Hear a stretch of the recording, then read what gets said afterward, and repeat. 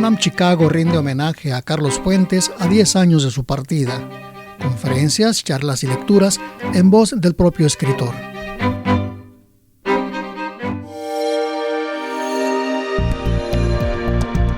Descarga Cultura. .unam.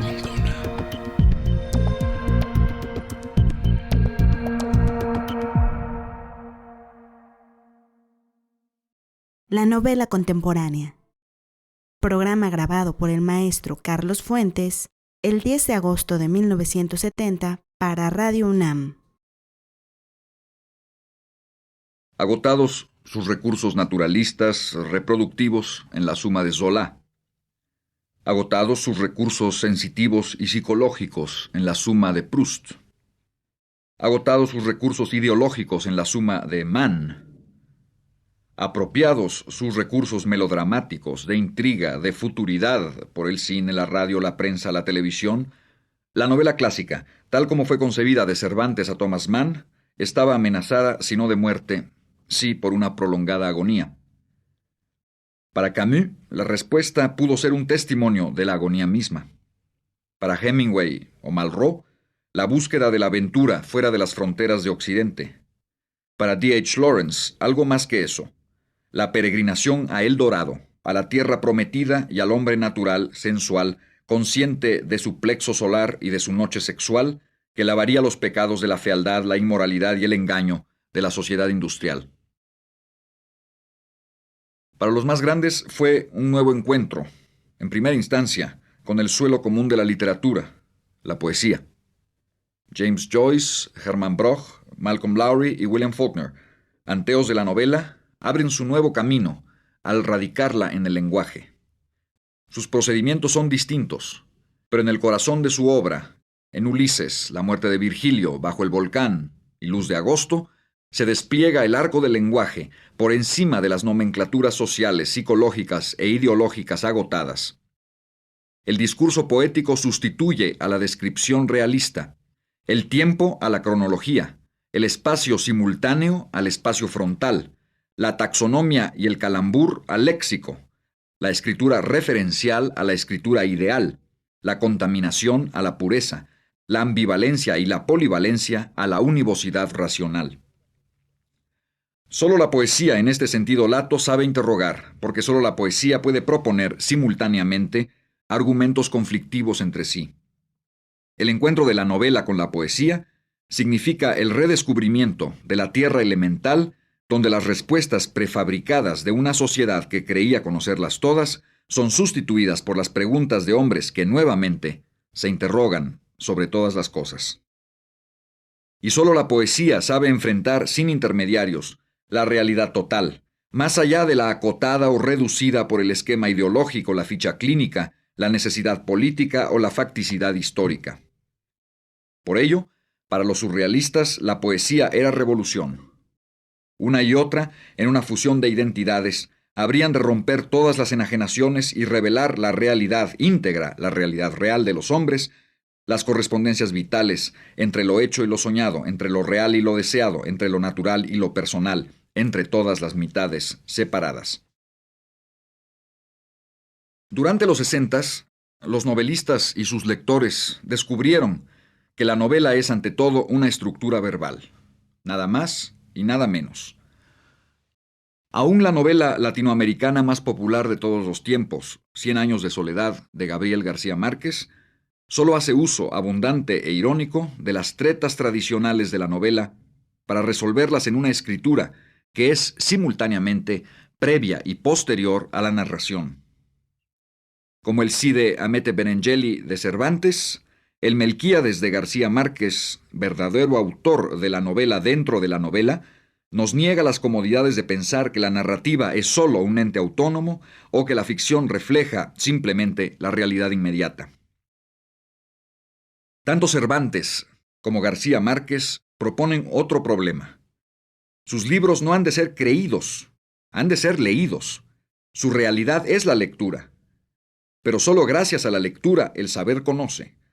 Pone en duda y traspasa las fronteras de lo que pasa por la realidad, entre comillas, a fin de ingresar al infinito de lo real. Gregorio Samsa jamás existió en la realidad. Sin embargo, Gregorio Samsa es uno de los cimientos de lo real.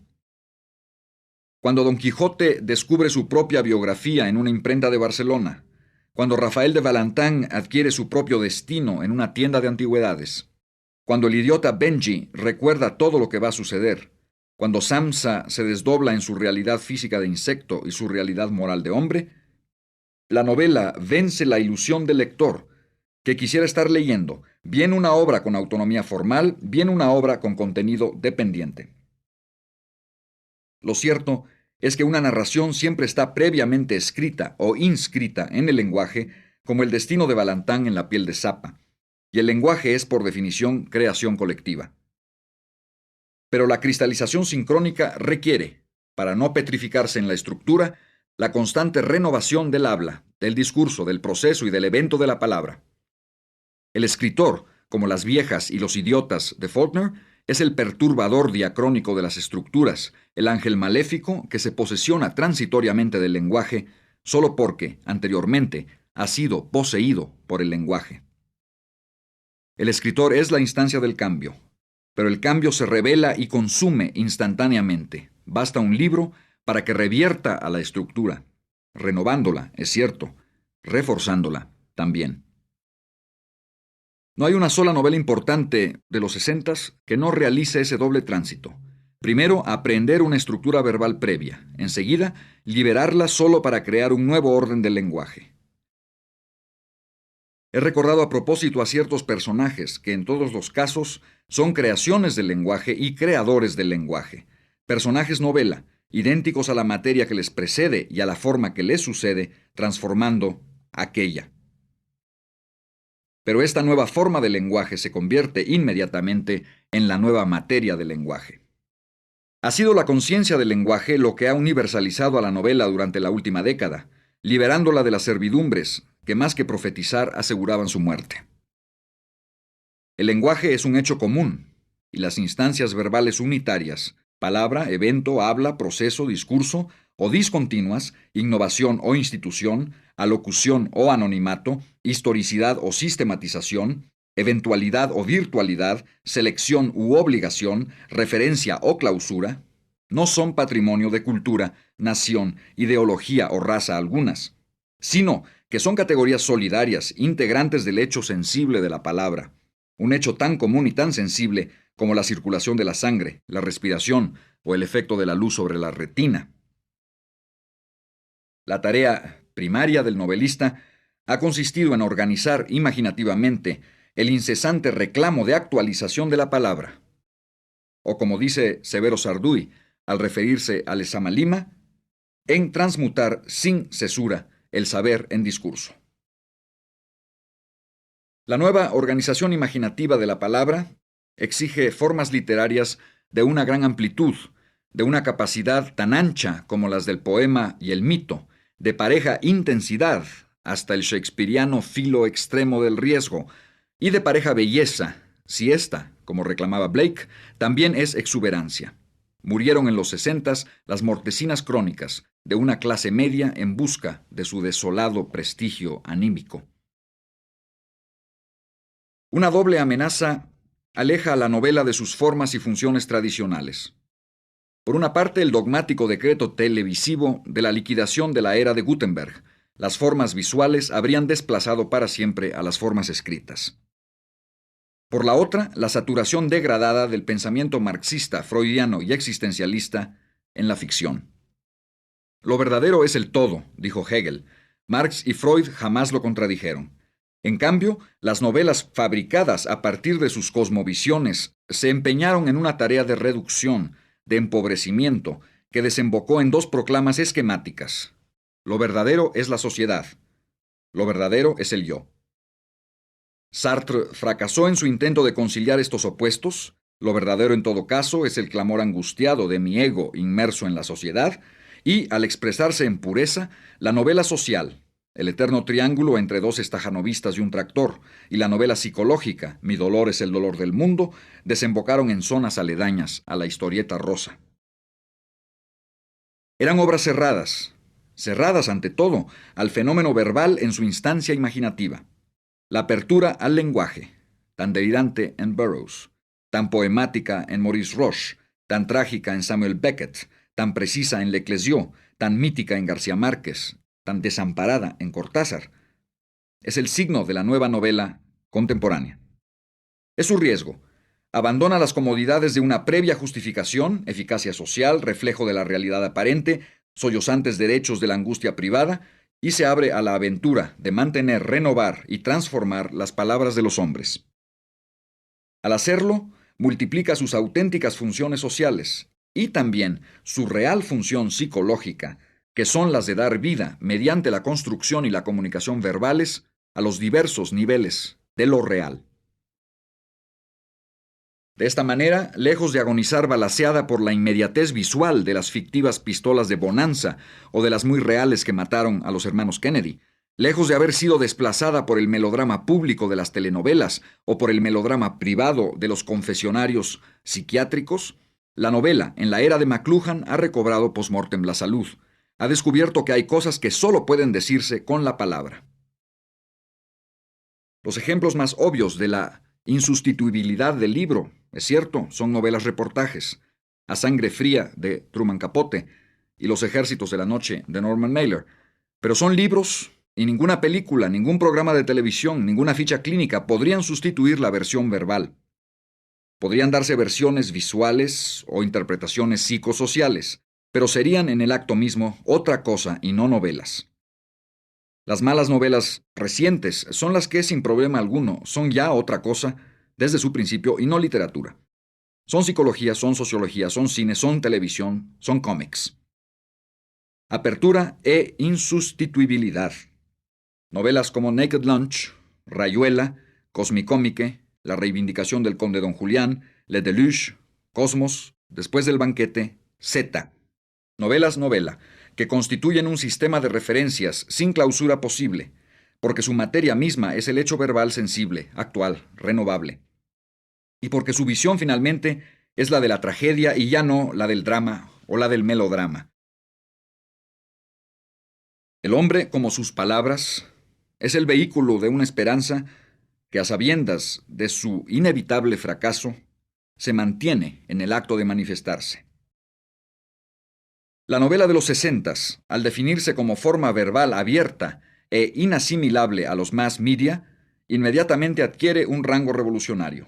La literatura en general, novela de Sontag o Calvino, poema de Paz o René Char, ensayo de Chomsky o de Jouffroy, o para ser más ciertos y generales, las artes, Cuevas o Rauschenberg, Nono o Xenakis, Buñuel o Godard, Grotowski o Streller, los Rolling Stones o Crosby, Stills and Nash, revelan en el orden de la imaginación verbal, plástica, visual o sonora, no solo lo que no podría decirse de otra manera, sino precisamente lo que el orden de la opresión-supresión social y política no quiere que se vea, se diga o se oiga.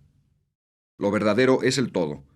Tal es el orden de lo real, que, al imaginar, construir o revelar, los artistas de los 60s inmediatamente oponen al orden de la realidad, mutilada, consagrada y aprovechada por las instituciones petrificadas del neocapitalismo occidental, de la burocracia oriental y de las expresiones o prolongaciones imperialistas de ambos. Hubo en los 60s un extraordinario desplazamiento en el orden temporal, espacial e ideológico. El tiempo dejó de ser la medida lineal del progreso occidental. El espacio dejó de circunscribirse a los centros rectores de la cultura occidental. La ideología dejó de ser la fe acrítica y mecánicamente optimista de los diversos positivismos. Al abrirse a la universalidad de las estructuras lingüísticas, el novelista de los 60s se abrió también a los supuestos de esa universalidad. Esos supuestos son la multiplicidad y validez contigua de los lenguajes en sentido histórico-cultural, la disolución de las distinciones culturales entre pueblos civilizados y primitivos, la extensión ecuménica del espacio del pensamiento. Heráclito volvió a asaltar la fortaleza de Parménides Rex. El fantasma de Buda provocó pesadillas en las noches de San Pablo. Maquiavelo, por doquier triunfante, escuchó los pasos irritados de Rousseau, Bakunin y Rosa Luxemburgo en los umbrales de su cárcel de cristal. La muchedumbre solitaria de los 50 se dio el lugar a las tribus modernas, civilizaciones de la droga, el rock, el sexo, la disolución del ego, la autonomía social, la descentralización del espíritu. El Street Fighting Man de los 60 también sintió Sympathy for the Devil. La herejía de Pelagio volvió a levantar cabeza contra todas las iglesias. Los hombres, en los 60, para los 70, reclamaron la gracia, sin intermediarios. Algunos novelistas no fueron insensibles a estas transformaciones.